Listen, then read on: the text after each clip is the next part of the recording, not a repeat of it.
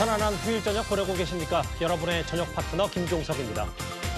자녀 특혜 채용으로 선관위 고위직들이 한꺼번에 물러났지만 논란은 더 커지고 있습니다. 채용 당시에 과거 아빠 동료들이 면접을 봤다. 이 자체가 불공정 아니냐 여당이 비판 수위를 높이고 있습니다. 저희가 이 소식을 준비했습니다. 예, 그리고 오늘도 여러분의 댓글 기다립니다. 뉴스탑 유튜브 생방송에 의미 있는 댓글 남기시면 저희가 소개도 하고 질문도 받아보겠습니다. 멀리 가지 마십시오. 잠시 뒤에 바로 돌아옵니다.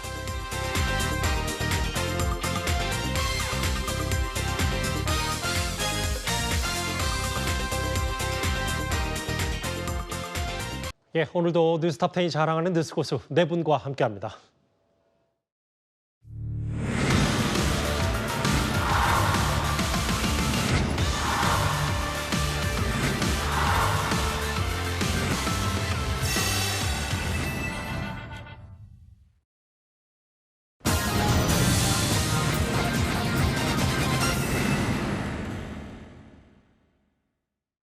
자식 잘 되는 게 제일 최고잖아요. 네, 조금 평등 아직도 많이 필요한다고도 생각합니다. 우리나라가 진짜 굉장히 이게 좋은 나라로 됐으면 좋죠.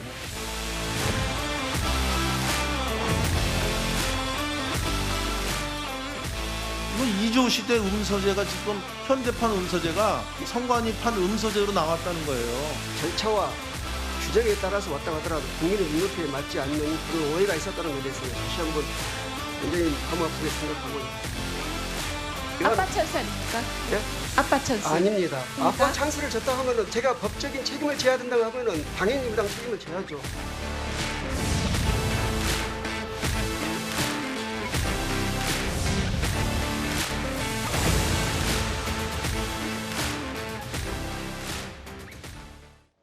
예, 오늘 뉴스탑 10은 견제받지 않는 권력이라는 비판을 받고 있는 중앙선거관리위원회 얘기로 시작을 하겠습니다. 아빠 찬스 비판에도 채용 과정은 공정했고 특혜는 없었다. 이게 기존 선관위 입장이었습니다.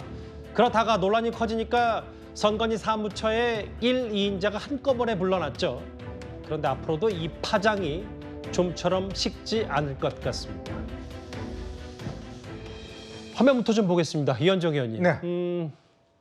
뒤늦게 알려진 사실 몇 가지가 있는데 당시 경력직으로 채용 절차를 밟던 이 선관위 관계자들의 자녀들이 면접관이 아빠 동료들이었네요. 그렇죠. 선관위가 이제 보통 경력직들을 많이 뽑습니다. 많이 뽑는데 주로 이제 그 채용을 하는 게 원래 선관위가 국가직이거든요. 지방직 공무원들이 이제 선관위에 많이 채용을 하는데 문제는 뭐 그렇게 많이 뽑지는 않는 것 같습니다. 그런데 그 뽑힌 사람들 중에서 지금 현재까지 알려진 것만 6명의 선관위 고위직의 이제 자녀들이 지금 채용돼 있다라는 이야기가 나와 있는데요. 예. 이 채용 과정에서도 상당히 문제가 많은 것 같습니다. 보통 이 선관위 간부들이 이제 면접을 하는데 이 면접관들이 보니까 대부분 다 선관위 고위 임원들과 함께 근무를 했던 사람들이 지금 면접관으로 활동하고 있어요. 자, 그러니까 당연히 누가 채용을 되는지를 뻔히 알 거 아니겠습니까? 아, 누구의 자녀다, 누구의 자녀다라는 게 다 알려진 상황에서 과연 이들이 공정한 평가를 할 수가 있겠습니까? 왜냐하면 선관위 사무총장이나 사무처장이라든지 이런 사람들은 선관위 관련돼서 실세들인데 이 실세들의 자녀들이 지금 채용을 하는데 그걸 예를 들어 점수를 잘못 줘서 떨어뜨리겠다라고 할 경우에 이게 문제가 되겠죠, 내부적으로. 지금 보니까 거의 대부분 다 만점을 줬다는 거예요. 그리고 또 이 공채하는 이 면접관들이 보니까 대부분 선관위 고위 임원들과 함께 근무를 했던 경력들이 다 있는 사람이라고 합니다. 그렇다면 기본적으로 누가 지원을 했는지를 다 기본적으로 알고 있었다는 의미고, 그러면서 어떤 지금 이 자녀 같은 경우는 똑같은 점수를 다 줬다는 거예요. 이 면접관들이 전부 다 이 자녀한테. 그러니까 이게 당연히 지금 이해 충돌의 어떤 가능성이 충분히 있다고 할 수가 있을 것 같습니다. 화면을 제가 좀 더 뜯어보겠습니다. 여기 보면 몇몇 그 선관위 관계자와 길게는 뭐 4년 넘게 근무했던 면접관도 있었고 짧게는 뭐 넉 달 뭐 이렇게 근무를 했는데 대략적으로 지금 그 A, B, C 면접관들이 점수들을 후하게 줬다. 구자웅 차장님, 네. 제가 모든 선관위에 응시했던, 선관위 들어가고 싶었던 사람들의 다 면접 점수를 전수조사한 건 아닙니다만 비교적 선관위 자전들한테는 좀 후한 점수를 줬다. 뭐 이 자체도 좀 논란거리예요. 그렇습니다. 그러니까 이제 특히 그 외부에서 이 면접관으로 참석한 사람들의 점수는 아직 공개되지 않은 반면에 내부 직원 가운데 이제 면접관으로 참여한 분들이 어떤 점수를 줬는지, 그리고 그 자녀와 그 아버지와 어떤 그 직무 연관성이 있는지를 살펴보니까 뭐 김세환 전 사무총장의 자녀의 그 면접관의 경우에는 3명의 어떤 내부 직원이 면접관으로 참여했는데 그중에 2명은 5 항목 전체를 최고 점수를 줬다는 겁니다. 한 사람만 4 항목에서 상을 주고 한 항목에서만 이 중간 점수를 줬는데, 이제 이것은 뭐 이 사람들이 이 후보자가 워낙 뛰어나서 저렇게 좋은 점수를 줬다 이렇게도 볼 수 있겠지만, 외부 평가자들, 외부 면접관들은 어떤 점수를 줬는지를 한번 비교 분석해 볼 필요가 있습니다. 예. 그러니까 내부 직원들한테는 최고의 점수를 받았지만 외부적 시각에서 봤을 때는 최고의 점수가 아니었다라면, 그렇죠. 이건 혹시 내부 이 근무 인연 때문에 최고 점수를 준 거 아니냐, 이런 합리적 의심이 들기 때문에 아마 이 면접관들의 이 점수, 이것은 아마 외부 면접관들과의 점수 비교를 통해서 아마 문제가 있었는지 그렇지 않았는지를 좀 따져볼 필요가 있어 보입니다. 그러니까 구자웅 차장 말씀은 지금 여기 화면에 나오는 것처럼 외부 인사 둘은 그렇게 후한 점수를 주지 않았던 것으로 파악되는데 내부 인사만 좀 점수가 좋았다. 이거는 반드시 좀 조사가 필요한 부분이다, 이 말씀하시는 거죠? 그렇습니다. 왜냐하면 이 내부 면접관들의 경우에는 그 후보자의 아버지와 근무한 인연이 다 있는 분들이기 때문에 사실상 그 후보자가 이 자신의 어떤 상관의 자녀라는 것을 알고 채점했을 가능성이 크기 때문에, 이렇다면 공정하고 객관적인 평가가 이루어졌느냐, 이거에 대한 의문점이 제기될 수 있기 때문에 예. 이 부분에 대해서는 뭐 지금 감사를 진행 중이라고 하니까요, 그런 그 오해 소지 없이 이 철저한 감사가 필요해 보입니다. 아빠 동료들이 면접을 봤다. 그 자체만으로도 사실 논란거리에 충분할 수 있는데 또 하나 있습니다. 경력 채용으로 각기 다른 날짜에 그 선관위에 들어온 이 자녀들이 승진도 비교적 빨랐다. 원래 선관위가 이렇게 승진이 빠릅니까? 모르겠습니다. 사실 우리 국가 공무원인데 9급에서 8급으로 승진하고 8급에서 7급으로 승진한다는 게 일반 공무원의 경우는 사실 수년이 걸리는 일입니다.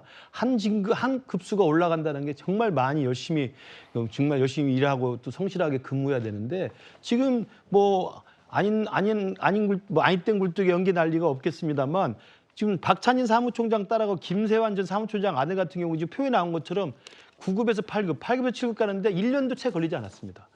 세상에 저는 우리 대한민국의 공무원 시스템에서 6개월, 7개월 만에 한 등급씩 올라가는 진급이 가능한지는 잘 모르겠어요. 물론 그 사이에 얼마나 대단한 특별한 그 승진이 될 만한 훌륭한 성과를 냈는지 모르겠습니다만, 저 부분도 정말 눈여겨봐야 될 대목인 것 같고요.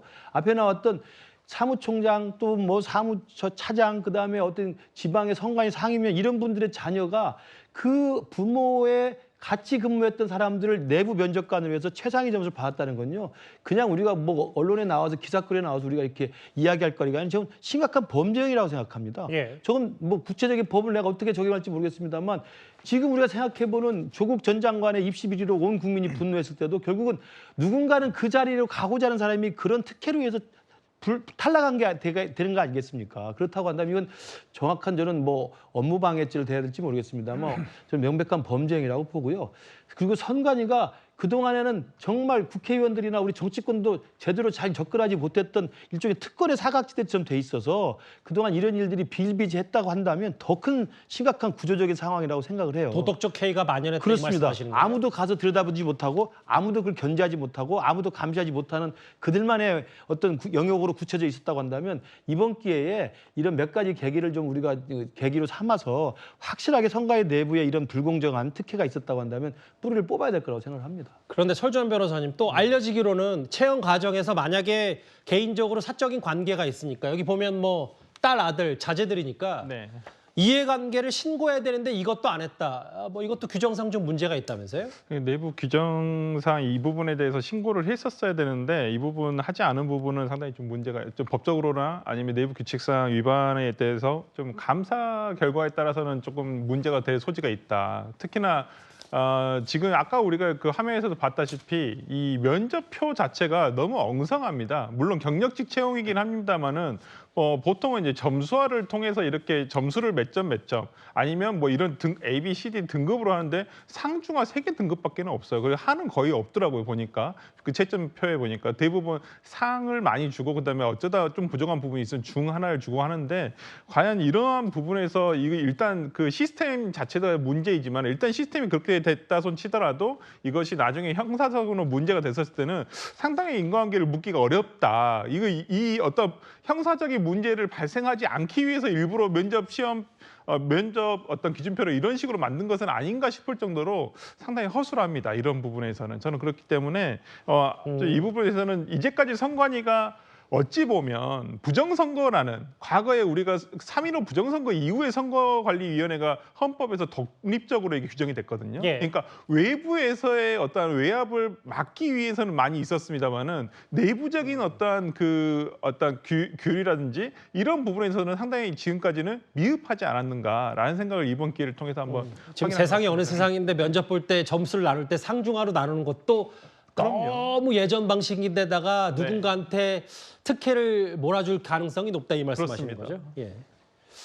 제가 이 주제 시작하면서 이현정 의원님, 네. 뭐 서두에 견제받지 않은 권력 아니냐 혹은 성역 아니냐 뭐 이런 표현을 언론의 보도를 빗대서 제가 좀 썼는데 실제로 이게 선관위 사무처 사실상의 1, 2인자 박찬진, 송범서 이 사람들이 물러났는데 물러나도 면직이 됐기 때문에 나중에 뭐 불이익들을 받지 않는다 뭐 이걸 두고도 좀 비판이 있더라고요. 그렇죠. 보통 이제 행정부 같은 경우는 감사원 감사를 받게 돼 있습니다. 감사원 감사를 일반적으로 받게 돼 있는데 이 선관위나 그다음에 이제 대법원이라든지 그다음에 국회라든지 여기는 독립적인 헌법기관이기 때문에 감사원 감사를 받질 않아요.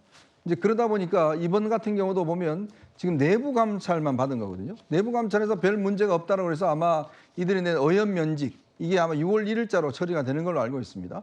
그러니까 의원 면직이 되면 실제로 연금이나 아무런 어떤 법률적인 불이익이 없어요. 자, 그런데 만약에 이게 행정부 내에 이런 일이 있었다고 그러면 아마 감사원의 감사에 들어갔을 겁니다. 감사에 들어가서 이해 충돌의 여지가 있는 것인지 또 채용 과정은 적법했는지 이런 부분을 조사를 하고 난 다음에 그다음에 이제 그러면 이거를 그 사직을 처리할 것인지 말 것인지 만약에 사직에서 뭐 파면이나 뭐 이런 등등이 할 경우에 이 공무원들 같은 경우 가장 이제 큰 처벌이 뭐냐면 이 파면이나 이런 걸 받을 경우에 일단 이 공무원 연금 자체가 지금 절반밖에 나오지 않아요. 그렇다 보니 그런 불이익을 받거든요. 예. 근데 지금 이 선관위 같은 경우는 그러니까 독립기관이라고 그러면서 내부적으로 저런 일이 벌어졌는데 문제는 내부에서 자체 감찰 결과 아무런 문제가 없다. 자, 그러면 의원 면직이 그냥 그대로 받아들여질 거거든요. 그렇게 되면 이분들 같은 경우는 전혀 어떤 피해가 보지 않으니까 그렇다면 다른 기관과의 어떤 불평등의 문제가 생길 수가 있는 것이고 그렇다면 감사원은 도대체 이 선관위는 도대체 그럼 누가 감시하느냐 이거에 대한 근본적인 의문이 있는 거죠. 그 현 선관위원장은요 작년 대선 전에 이른바 소쿠리 논란, 소쿠리 대선 이후에 지명이 된 노태학 위원장입니다. 여당의 비판 목소리 듣고 오겠습니다. 매일같이 선관위의 문제가 보도되고 국민적 분노는 커지고 있지만 아직도 노태학 선관위원장은 사퇴는커녕 그 흔한 유감 표명 한마디 없습니다. 헌법기관이란 갑옷을 입고 국민들의 엄중한 질타에도 귀를 닫는 오만함을 보여주는 것입니다. 저희가 좀 중심을 잡아볼까요? 계속 그 여당에서 이제 선관위에 대한 특혜 논란에 대해서 계속 이제 의혹 제기를 하고 있고 근데 이제 현 노태학 선관위원장이 작년 5월에 문재인 정부 시절에 김명수 대법원장으로부터 지명된 인물이다. 근데 어떻게 선관위원장이 유감 표명 하나 없냐. 근데 반면 야당에서는 이거 내년 총선 앞두고 선관위 흔들기다 여당. 어떻게 바라보세요? 네, 뭐 정치적 상상력이 대단한 것 같은데요. 일단 선관위 이 고위직들의 어떤 자녀 채용에 대해서 석연치 않은 의혹이 제기가 됐기 때문에 그거에 대한 잘잘못을 따져보자라는 것이 지금 이제 특별 감찰을 하고 있는 사유고요.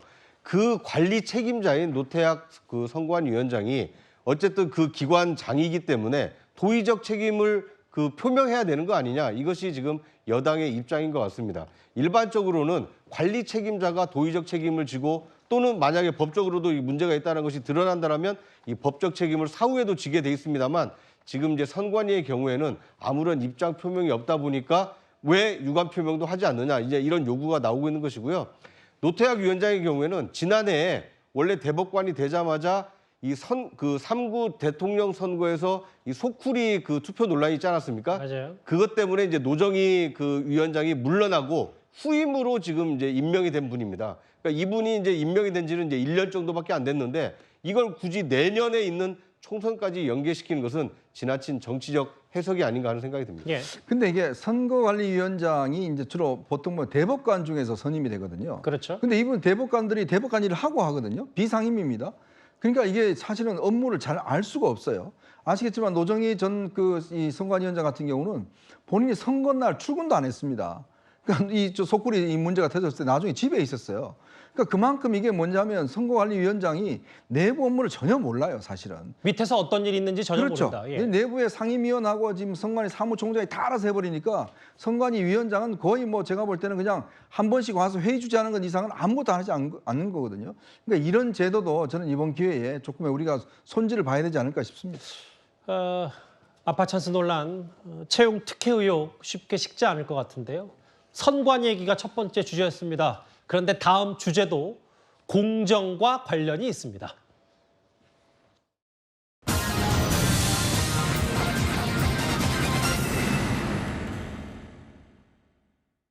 제가 준비한 5위인데요. 최근 여러 지역을 돌면서 북콘서트를 열고 있는 바로 조국 전 장관입니다.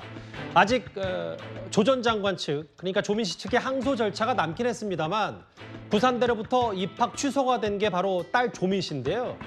아버지 조 전 장관이 딸과 관련해서 이런 얘기를 했습니다.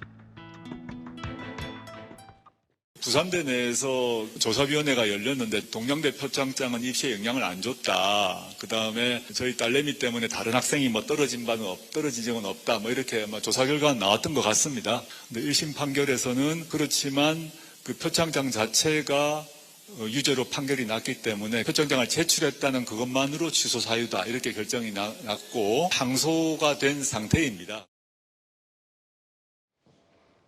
딸 때문에 딸이 당시 부산대 의전원에 합격을 해서 다른 사람이 떨어진 적이 없다고 했다. 조 전 장관이 실제로 말이든 SNS를 통해서는 계속 주장하고 있는데 왜 갑자기 이런 얘기를 하는 거예요? 지금 그 조국 전 장관과 부인 정경심 교수의 이른바 입시 비리, 그 사건은 일단 형사적으로는 일단 정경심 교수는 대법에서 확정 판결에 따라서 지금 형을 살고 있기 때문에 끝났고요. 예. 조 전 장관 본인의 것은 1심에서 2년 지금 유죄 판결 받고 항소 중인데, 지금 말하고 있는 저 항소라고 하는 것은 자기 딸 조민 씨가 부산대 입학이 취소가 됐는데 부산대 입학 취소에 불복해서 지금 소송을 걸고 있잖아요. 그 1심에서도 그 기각됐습니다. 그 기각된 걸 다시 또 항소돼가지고 다시 묻겠다는 거거든요. 맞아요. 입학 취소가 정당한지 아닌지 따지겠다는 건데, 그 입학 취소의 정당함을 따지는 과정에서 지금 조국 전 장관이 새롭게 저걸 꺼내들면서 서류가 위조된 건 맞는 거 맞을지 모르나 서류 때문에 누가 탈락하거나 서류 때문에 합격한 건 아니다라고 지금 이야기를 하는 거예요. 저는 조국의 강을 건너겠다는 민주당의 그동안의 수많은 이야기에도 불구하고 민주당이 여전히 조국의 바다에서 헤맬 수밖에 없는 걸 또다시 계기를 만들어줬는데, 제가 간단히 하나 예를 들겠습니다.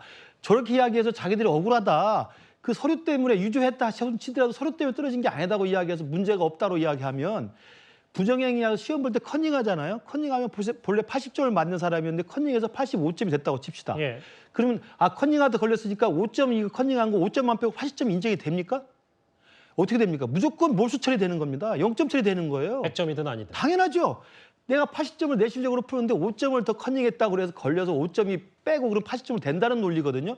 그렇게 따져보면 왜 부산대에서 조사단이 저렇게 만들었는데 부산대에서 입학을 취소했겠습니까? 당연히 허위서를 낸 사실 자체만으로는 입시가 취소되기 때문에 0점 처리되는 결과처럼 이게 입학이 취소된 거거든요. 근데 와가지고 그것 때문에 서류 때문에 뭐 탈락한 사람이 없다라고 이야기하는 것은 제가 볼 때 정말 궁색한 궤변입니다. 왜 그렇게 조국 전 장관은 그렇게 거기에 집착하면서 자기 스스로가 마치 피해자인 양 계속 이야기하는 건지 여기 뭐 설주한 변호사도 있습니다만 민주당의 조국 전 장관으로부터 정말 분리되지 못하는 한 제가 볼 때 저 궤변과 저 그 말도 안 하는 논리 속에서 국민들 계속 분노할 수밖에 없다고 생각합니다. 그러면 입학 취소 결정 당시에 부산대 측의 당시 목소리도 한번 듣고 오겠습니다. 자기소개서 내용에는 그 경력 내용과 동양대 표창장 내용은 자기소개서는 거의 인용하지 않았습니다. 실제로 의료 봉사 활동에 관한 내용이 자기소개서의 주된 내용이었고요. 아마 그런 것도 제출했던 그 서류의 기재한 경력과 동양대 표창장이 영향을 많이 미치지 않았다는 것을 판단하는 근거가 되기도 하였을 것입니다. 그래서 조민 학생이 서류를 통과한 것은 전적으로 허위 스펙을 이용한 서류 평가에서라기보다는 전적 학교의 대학 성적과 공인 영어 성적이 크게 좌우한 걸로 이렇게 보여집니다. 그러면서 SNS에 이런 글을 썼는데 본인 딸 조민 씨는 영어 잘한다. 쭉 내려와서 어차피 위조된 동양탕 표창장 안 냈어도 합격했을 거다. 이게 표창장을 안 냈어도 당락에 영향을 주지 않았을 거다. 뭐 이 얘기를 하고 있는데 그 피해자가 없었다. 딸 때문에 피해자가 없었다는 걸 계속 강조하고 싶은 겁니까? 이게 아마 저는 뭐 재판 과정이지 않습니까? 지금 2심 진행 중이기 때문에 아마 그 본인이 그러니까 아마 재판에 영향을 주려고 이런 얘기를 하시는 것 같아요. 행정 소송 중에 이런 판결이 있습니다. 사정 판결이라고 그래서 어떠한 행정행위라든지 이런 부분들이 위법은 하지만 이것이 결과론적으로 그 자체가 그렇게 크지 않은 경우에는 위법하지만 적법하다라는 그 판결의 어떤 종류가 하나 있는데 아마 그걸 노리고 한 것이 아닐까라는 생각을 합니다. 그러니까 그 지금 조국 교수가 지금 인용을 하고 있는 부산대 조사 결과를 보면 우리 화면에서도 아까 봤듯이 그러니까 이 표창장 위조 자체, 표창장 자체가 어떤 영향을 합격이나 불합격에 영향을 주지 않았을 것이다라고 하기 때문에 그러면 여기 그러니까 조민 씨가 당시에 뭐 붙거나 떨어지거나 붙었더라도 탈락자가 없었을 것이다. 이것과는 좀 무관하다고 지금 얘기를 하고 있는 부분이거든요. 저는 모르겠습니다. 뭐 그 재판의 당사자이기 때문에 충분히 뭐 이런 얘기를 할 수는 있습니다만은 저는 오히려 재판이 모두 다 대법원까지 끝난 다음에 이런 얘기를 하시는 게 오히려 더 낫지 않을까. 저는 아까 뭐 김근식 교수님 말씀해 주셨지만은 저는 개인적으로 민주당에 몸을 담고 있습니다만은 조국 교수에 관련해서는 뭐 하고 싶지도 않고 별로 조국의 강을 지났다고 생각을 하는데도 언급 다 하셨는데요. 그러니까 계속 이렇게 반복이 되는 게 오히려 조국 교수가 뭐 본인의 개인 사정이니까 무슨 얘기를 할 수 있다고 봅니다만은 뭐 국민들께서나 이런 부분에서 민주당에 연결시켜서 하는 것은 좀 과도한 해석 아닌가. 물론 문재인 정부에서 몸을 담았던 법무부 장관을 했던 분이기 때문에 당연히 언급될 수밖에 없다는 것은 알겠지만은 모르겠습니다. 지금 재판과 연결돼서 뭐 무슨 얘기든 할 수 있죠. 당사자니까. 저는 그런 부분에서 너무 과도한 연결을 시키지 않으셨으면 좋겠다. 근데 또 연결을 아예 안 할 수가 없는 게 요즘 뭐 조민 씨를 비롯해서 조국 전 장관 총선 출마설 얘기가 뭐 일각에서 또 그냥 박지원 전 국정원장도 그런 얘기를 했기 때문에 아예 연결을 안 지을 수는 없을 것 같은데 여당에서는 이 판결문을 인용했어요. 조민 씨가 의전을 합격하는 등의 실질적인 이익이다. 다른 응시자들이 불합격하는 불공정한 결과를 낳았다. 이게 어머니 정경심 전 교수의 판결문에 그대로 있잖아요. 그렇죠. 그러니까 단신 부산대 의전원이 미달이 안 됐지 않습니까? 그리고 또 요즘 의대 입시가 얼마나 치열합니까? 다들 요즘 뭐 다른 과 그만두고 다 의전원 들어가고 또 한다는 특히 의전원 같은 경우는 주로 이제 다른 학교를 다니다가도 들어갈 수가 있기 때문에 굉장히 어떤 이 인기가 있습니다. 자, 그렇다 보니까 지금 여러 가지 이제 서류들 있잖아요. 그럼 왜 처음부터 이게 좌우 안 됐으면 그건 뭐하러 냈습니까? 동양대 표창장을. 아니 본인 입으로 이야기하잖아요. 그 좌우 안 됐다 그러는데 왜 굳이 그걸 냈을까요? 그러니까 이게 종합적으로 판단하는 거거든요. 입시할 때 그 입시자의 영어 성적만 가지고 판단하는 건 아닙니다. 여러 가지 그 상황을 가지고 이제 판단하는 것인데 만약에 그게 있고 없고가 결정적인 판단에 큰 차이죠. 저도 이제 우리 뭐 입사 시험 문제 채점하고 해보면 이 입사 문제를 왔다 갔다 하는 데는 진짜 그 종이 한 장 차이입니다. 그래서 당락이 결정되는 거거든요. 모든 아마 입사가 비슷할 겁니다. 자, 그런 것들이 하나가 있음으로 인해서 영향을 굉장히 미친 거기 때문에 저게 영향이 없다라고 하는 것은 말이 안 되는 주장이고 이제 아마 제가 볼 때는 의도적으로 이런 이야기를 하는 것 같아요. 최근에 뭐 조민 씨의 활동이라든지 조국 전 장관이 지금 전국을 돌면서 북콘서트를 하고 있는 이유를 보면 결국은 본인의 어떤 명예회복을 위해서는 총선을 통해서 명예회복하는 방법밖에 없다. 아마 그런 판단에서 저는 이런 정치적인 이 어떤 논란될 이야기들을 하고 있는 게 아닌가 저는 그렇게 보고 있습니다. 그럼 이현정 의원 개인적인 생각은 조국 전 장관이 총선에 나간다고 보세요? 네, 저는 나올 가능성이 굉장히 크다라고 봅니다. 왜냐, 조국 전 장관의 어떤 그동안의 행적을 보면 이제 법적으로 이분이 이 증명할 수 있는 길은 없어졌잖아요. 지금 아마 이 판단을 받아보면 아마 지금 2심 시작되고 있는데 없다라고 그러면 그 저분 입장에서 보면 내가 결국 판단받은 거는 국민의 투표로밖에 판단밖에 없다. 명예하는 방법밖에 없다. 아마 그 판단을 저는 하지 않겠는가라는 생각이 듭니다. 개인적으로 그런 전망을 하시는군요. 근데 저기 보면 야당에서 이 이슈가 다시 불거지니까 십자포화를 조국 전 장관에게 쏟아내고 있거든요. 일말의 죄책감도 느끼지 않고 있다. 혹은 누군가는 조국의 우주를 헤매게 될 것이다. 말만 들어도 구자욱 차장님, 네. 이거 여당 좋은 일 시키는 건 아닌지 모르겠어요. 네. 그러니까 조국 전 장관은 이제 본인은 굉장히 억울할 수 있을 겁니다. 뭐 이렇게 일가족이 재판을 받게 되는 상황 이런 것이 굉장히 억울할 텐데 그런데 한국 사회 전체에 끼친 영향을 보면 굉장히 큰 영향을 끼쳤거든요. 문재인 정부 중반에 그 불거진 조국 사태가 사실 이 추미애 윤석열 갈등으로 이어졌고 그것이 결국 이제 윤석열 대통령 당선으로까지 이어졌기 때문에 어떻게 보면 조국 전 장관에 대해서는 조국 사태 때 분노한 국민들이 더 많았다라고 볼 수가 있습니다. 그럼에도 불구하고 어떤 이제 본인의 억울함을 저렇게 호소를 하고 있는데 이것에 대해서 얼마나 많은 국민들이 동의하실까? 조국 전 장관 스스로도 한번 자문해 보시면 어떨까 하는 생각이 듭니다. 그러면서 최근에 아버지 조국 전 장관은 딸에게 이런 말을 하기도 했습니다. 법정에 선고받고 타고 돌아가는 길에 이제 제가 집에 가서 밥이나 먹자 이랬더니 약속 있어 이러더라고요. 뉴스공장 인터뷰 있다는 거예요. 아빠가 어떻게 될지 모르기 때문에 자기가 이제 어떤 활동을 하든 간에 계기를 마련해야겠다는 판단을 했다. 한편으로는 제가 약간 섭했는데 한편으로는 좋았습니다.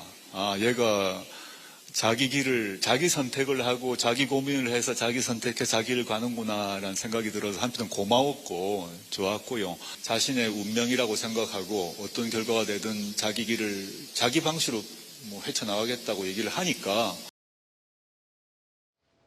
1심 선고 이후에 딸에게 밥 먹자고 했더니 김어준의 뉴스공장 인터뷰를 잡았다고 하더라.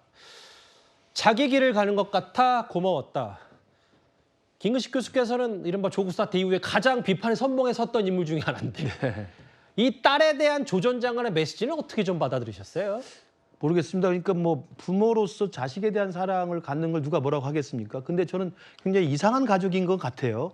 지금 어머니 정경심 교수는 지금 실제 형을 살고 있고 아버지인 조국 전 장관은 지금 2심 유죄 판결을 지금 사실 눈앞에 두고 있고 그다음에 딸인 조민 씨도 부산대 입학이 취소돼서 사실 이제 의사 면허도 박탈될 위기에 있지 않습니까? 그렇다고 한다면 이런 상황에 대한 스스로의 자성과 반성과 성찰이 있어야 되는데 그렇지 않은 이 세 가족의 모습을 보면서 참 기이하다는 생각을 먼저 하고요. 딸 사랑이 뭐 누구를 탓할 수는 없습니다만 그 지극한 딸 사랑 때문에 사실은 이 사태가 생긴 거 아니겠습니까? 조민 씨가 그렇게 영어 성적이 좋고 뭐 그 동양대 표창장 없이도 그다음에 서울대 법대에 그 인턴십 가짜 인턴십 증명서가 없어도 된다고 한다면 뭐하러 그런 걸 다 따가지고 같이 제출합니까? 그 딸 사랑이 너무 과도하고 탐욕스럽기 때문에 결국 이 사단이 난 거예요. 저는 그래서 조국 집안의 그 부모들의 자식에 대한 사랑이 유별나다고 보는 것을 넘어서서 제가 볼 때 굉장히 기이하다는 말씀 드릴 수밖에 없고요.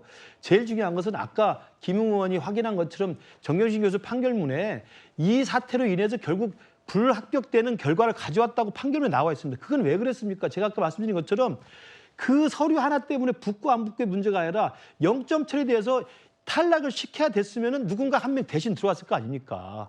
커닝하다 걸렸으면 0점 처리해서 다른 사람이 속차가 올라가듯이 그 상황을 이야기하면서 지금 재판부가 판결 내린 게 불합격 처리가 됐어야 된다는 이야기를 하는 거거든요. 그래서 불합격 처리돼서 0점 처리 됐으면 다른 사람이 합격이 될 수 있었는데 그 사람이 억울하게 합격을 못했던 거거든요. 그 이야기를 할 수 있어야 되는데 왜 영어 성적으로 들어왔으니까 우리 딸 때문에 떨어진 게 아니다라고 이야기를 합니까? 저는 제발 조국 전 장관을 비롯해서 조국 씨 집안에서는 스스로를 좀 반성하고 성찰하는 정말 돌이켜보는 지금 자세를 가져야 된다고 생각을 합니다. 본인들 스스로가 여전히 뉴스의 중심에 계속해서 이제 들어오는 듯한 느낌도 좀 있고요. 첫 번째, 두 번째 이슈 연이어서 공정 얘기 살펴봤습니다. 다음 주제는 이번 연휴 기간 동안에 한 동물 예능 프로그램이 뉴스의 중심에 섰습니다. 바로 가보겠습니다.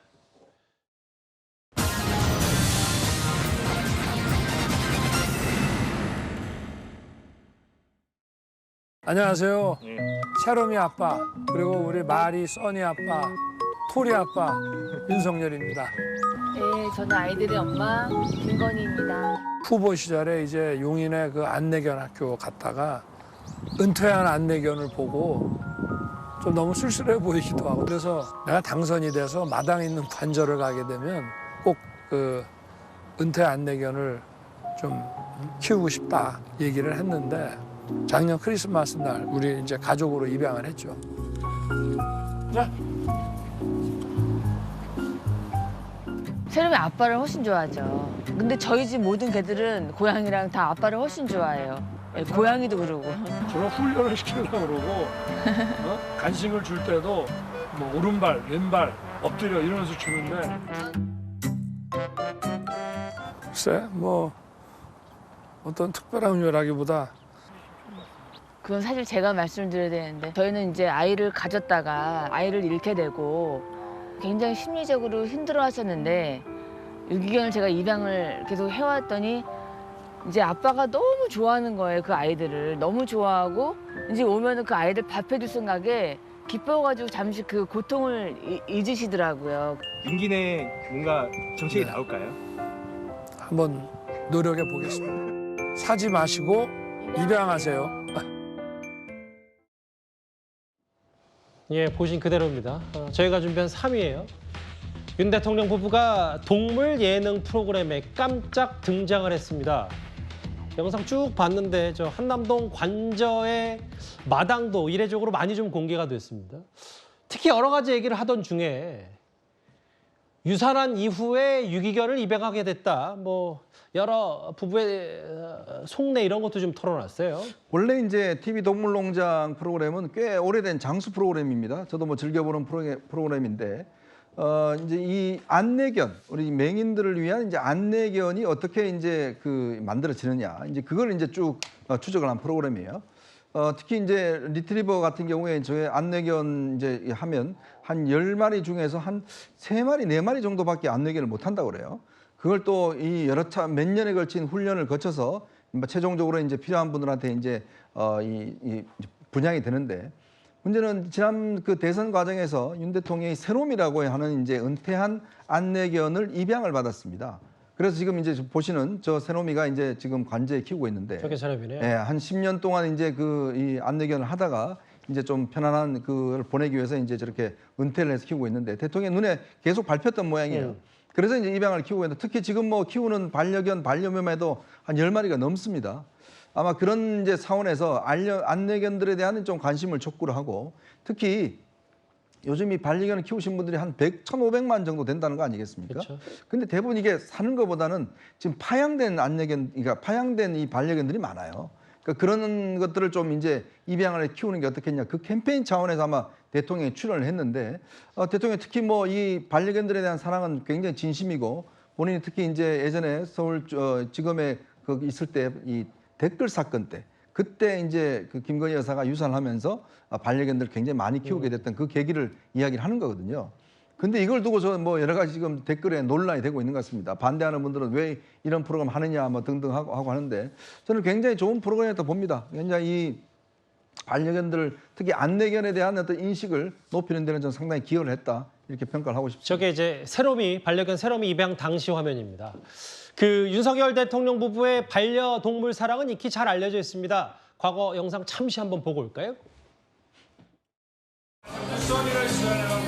맞습니다.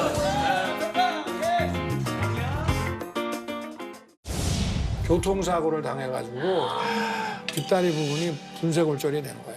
그냥 알라싹 시키는 게 좋겠다고 그래서 일단 가서 데리고 왔죠. 우리 강아지들 아니었으면은 지난 한 10년 가까운 세월을 내가 얘들 아니면 어떻게 내가 이렇게 잘 버텨왔겠나 싶을 정도로 내 휴대폰 사진첩에는 우리 집 강아지 사진밖에 없어요.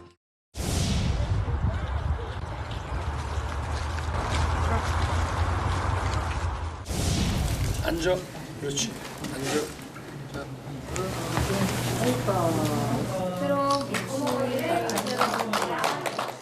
아마 우리 가족이 새롬이 덕분에 더 행복해지고 저희를 새롬이가 잘 케어해 줄 것 같습니다. 본인들이 잘 아는 분야잖아요, 반려견. 그래서 이런 뭐 소통의 여러 창구를 좀 활용하겠다. 뭐 예능 프로그램 출연의 목적도 뭐 여러 가지 있을 텐데. 근데 이제 게시판에 또 윤 대통령을 좋아하는 사람과 그렇지 않은 사람들의 이 댓글 전쟁 어떻게 좀 보셨어요? 네. 그러니까 이제 윤석열 대통령 부부가 오랜만에 그 TV에 이렇게 나오지 않았습니까? 그리고 이 동물과 함께 나오다 보니까 어떻게 보면 뭐 동물을 좋아하든 좋아하지 않든 굉장히 좀 거부감 없이 이 윤 대통령 부부의 일상을 좀 볼 수 있어서 좋았다라는 반응도 좀 많았을 것 같습니다. 그런데 이제 문제는 대통령이다 보니까 정치적 해석이 좀 너무 과하다라는 생각이 좀 듭니다. 그냥 대통령이 저렇게 그 은퇴한 안내견을 그 입양해서 저렇게 관저에서 키우고 있구나. 거기까지만 생각을 하면은 뭐 찬반으로 갈 것까지는 없는데 굳이 입양하세요. 그러니까 사지 말고 입양하세요라는 입양을 딱 꽂히다 보니까 입양의 반대말이 뭡니까? 파양 아닙니까? 그래서 이제 정치적 해석으로 좀 비화가 되고 있고 찬반 논란으로 가고 있는데 물론 뭐 정치적 해석하는 것은 충분히 그 자유이기 때문에 얼마든지 하실 수 있습니다만 좀 지나친 과잉 정치적 해석은 어떠한 메시지도 그러니까 제대로 된 메시지가 오히려 좀 곡해될 소지가 있기 때문에 오히려 동물 애호가들로서는 좋게 봤던 것에 어떤 정치적 논란이 더 씌워지다 보니까 오히려 좀 그 반감이 생기는 게 아닌가 좀 아쉬움이 남습니다. 그러니까 이제 일부 댓글 뭐 짧게만 읽어보면 제가 동물농장에 정치쇼 한다는 얘기가 있고 이딴 식으로 할 거면 프로그램 없애라. 반면에 새롬이 얘기 훈훈하고 게시판을 왜 이렇게 더럽히냐 비상식적이다. 혹은 여기 보면 또 아까 입양의 반대말 얘기하셔서 반환이든 파양이든 풍산대에는 버림받았다. 설 변호사 생각은 어떠세요? 일단 뭐 이런 쇼 프로그램 충분히 나오실 수 있다 봅니다. 근데 뭐 문재인 대통령도 과거에 어느 정권에서나 뭐 문재인 대통령뿐만 아니라 어느 정권에서나 대통령들의 어떤 홍보 목적, 이미지 메이킹 목적으로 뭐 이런 그 가벼운 소프트한 프로그램을 많이 이용했던 건 사실이고요. 뭐 특히나 뭐 윤석열 대통령 부부가 가장 또 강점 있는 부분이 동물 아니겠습니까? 반려견이나 반려묘를 키우고 계시니까.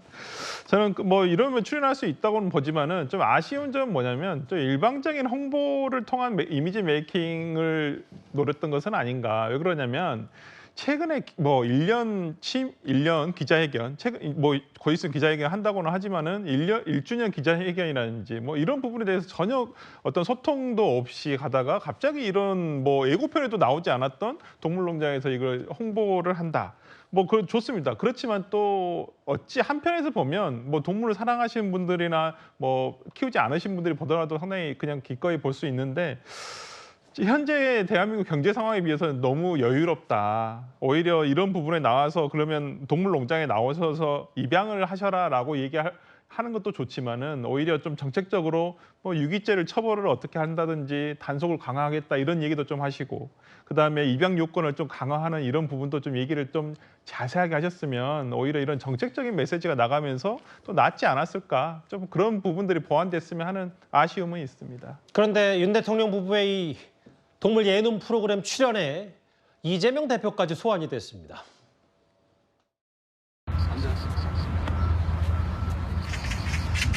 왔다 갔다 하자고 그냥 저녁 먹지. 예. 기다려. 잠깐만. 기다려. 기다려. 기다려. 기다려. 기다려.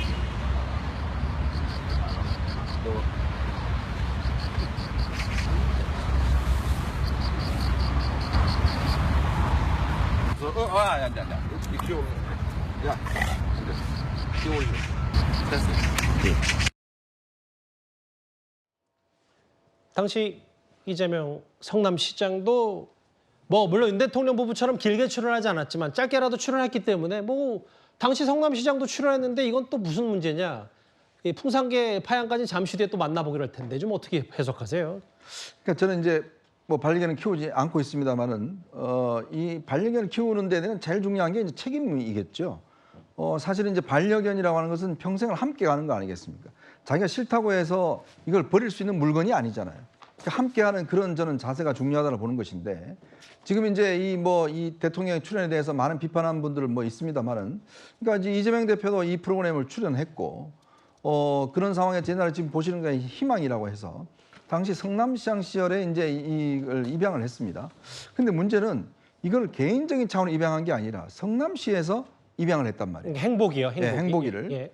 근데 이 행복이가 그러면 성남시장에서 그 경기도지사 갈 때 그러면 이게 이제 성남시 소유이기 때문에 못 데리고 간 거예요. 그러니까 저는 처음부터 이게 그러면 왜 이거를 그러면 시 차원에서 해야 되는데 그러면 시 차원에서 누가 이걸 돌보지? 라는 생각이 들었습니다. 그러니까 공무원들이 돌봐야 될 거 아니에요. 나중에 저게 아마 이 책임 문제도 그렇고 그러니까 이게 지금 문재인 대통령도 마찬가지입니다만은 김정은한테 이제 그 풍산개 2마리를 받았는데 본인이 키우다가 이제 이게 대통령 소유 이제 그 기록실 소유라고 해서 결국 또 파양을 했지 않습니까? 근데 지금 뭐 어떤 동물원에서 있다고 하는데 그러니까 이런 것은 제가 볼 때는 반려견으로서 어떤 이 제대로 된 어떤 방식이 아니다. 키우려고 그러면 본인이 일단 입양을 해서 마지막까지 책임을 지는 그런 자세가 필요한데 그러니까 지금 논란이 된 게 바로 저런 거잖아요. 결국 지금 행복이 어디가 있는지 모르겠습니다. 지금 성남시에 있는 것인지 어디가 있는지 모르겠고 이 풍산개 2마리 같은 경우도 지금 뭐 광주에 있는 동물원에 가 있다고 그러지만 사실은 동물원에서 이 반려견이 있다는 것도 좀 맞지가 않는 거거든요. 그 자체가요. 그렇죠. 굉장히 또 돈이 많이 든다고 합니다. 그러니까 결국은 반려견은 본인 스스로의 주인의 어떤 책임 저는 그게 굉장히 중요하지 않나 싶습니다. 사실 반려동물 얘기가 나오면 계속해서 소환이 될 수밖에 없는 얘기가 여기 보시는 것처럼 바로 풍산개 파양 논란입니다. 당시 화면 짧게만 만나보겠습니다.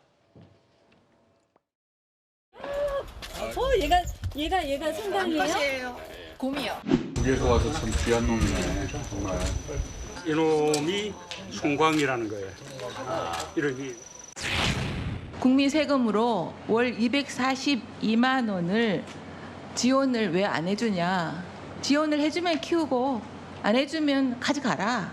이런 논란이 이어지는 것에 대해서 국민들이 어떻게 보실까. 위탁이나 관리 규정이 없어요.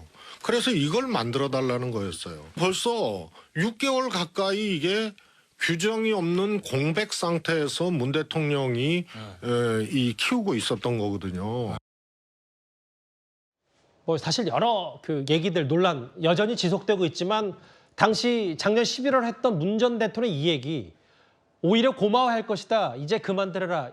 이 메시지가 상당히 여러 파장이 좀 있었거든요. 그렇죠. 그리고 사실 이제 문재인 대통령이 국가 기록물로 저걸 이제 법적 규정을 해버리고 국가 기록물이니까 내가 감당할 수 없다. 이건 국가의 어떤 관리의 대상이니까 규정을 만들어 주든지 아니면 국가 기록물로서 국가 예산으로 나에게 지원을 해주면 하겠다. 그래서 결국 그게 서로 합의가 안 돼서 이제 파양했다는 거 아니겠습니까? 아까 이현정 의원님 말씀하신 것처럼 그것이 국가 기록물로 규정이 됐다고 해서 그럼 국가가 책임져야 된다고 이야기하면 할 말은 없습니다만 대한민국 국민들이 1000만이 넘는 이 반려견 우리 국민들이 계신데 그 어떤 반려견을 데려다가 자기가 키운다는 것은 수명이 다할 때까지 책임을 지면서 정말 한 생명체로서 우리가 돌보는 거 아니겠습니까? 그러면 그 국가 기록물인지 아닌지 그리고 그 관리 규정이 있는지 없는지 예산이 지원이 되는지 없는지 상관없이 아까 이재명 대표가 성남시장 때도 마찬가지로 성남시가 입양했기 때문에 지금 그 뒤에 지금 행적이 지금 없어져 버렸잖아요. 그런 식의 비인간적인 어떤 반려견에 대한 어떤 애정이 아니라 끝까지 책임지는 모습을 했으면은 누가 봐도 훈훈한 이야기가 되지 않았을까 싶어요. 그래서 저는 이번에 TV동물농장에 윤석열 대통령 부부가 나왔다고 그래서 뭐 댓글에 뭐 폐지하라까지 이야기가 나온다는데 아니 예능 프로그램에 대통령이 나와서 입양을 시키고 또 반려견에 대한 우리 국민들의 관심과 어떤 정책적인 관심을 불러일으키는 데에서 왜 그걸 정치색으로 봐서 그 대통령 보기 싫다고 그런 식의 무지막지한 댓글을 답니까? 저는 이제는 대통령에 대한 호오도를 떠나서 있는 그대로의 소프트한 주제와 소프트한 장면에 대해서는 있는 그대로 봐주는 좀 여유로움이 있어야 되지 않을까 싶고 그렇게 하다 보니까 당연히 이재명 시장의 유기견 입양 이야기가 나오고 이 문재인 전 대통령의 파양 이야기까지 나오는 겁니다. 이 자체가 그냥 정치화돼 버리는 거 아니겠어요? 저는 이런 부분이 한국 정세에서 정말 좀 안타까운 부분이라고 생각을 합니다. 동물 예능 프로그램 얘기, 뉴스 얘기까지 하나하나 만나봤습니다. 다음 주제는요. 이 사람 도대체 언제 여의도로 복귀할까요? 다음 주제 바로 가보겠습니다.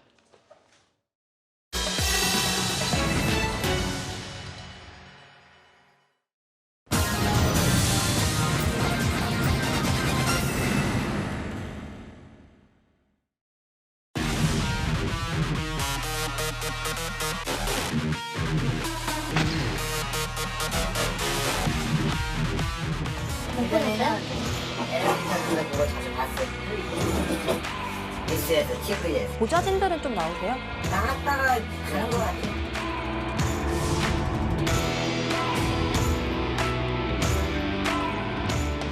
근본적으로 국회의원 자격이 저는 좀 문제된다고 봅니다.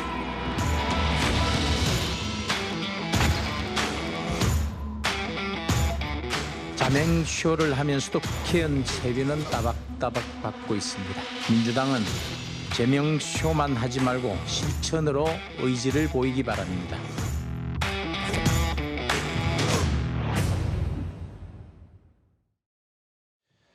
예, 저희가 준비한 2위와 8위입니다.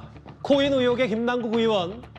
최근에는 여론 동향 살피고 검찰 조사 대비한다는 얘기가 참 많았었는데 잠적 9일 만에 지역구 안산에서 포착이 됐습니다.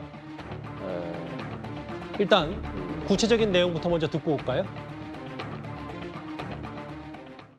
이번 국회는 정말 일하는 국회 돼야 되고 정치 개혁 돼야 되기 때문에 의회 회기에 불출석하고 회의에 불출석한 의원들은 세비 삭감하고 징계하고 막말하는 국회의원에 대해서 정말 강도 높은 소환과 징계가 될 수 있도록 법이 좀 개정돼야 된다고 생각이 됩니다. 네.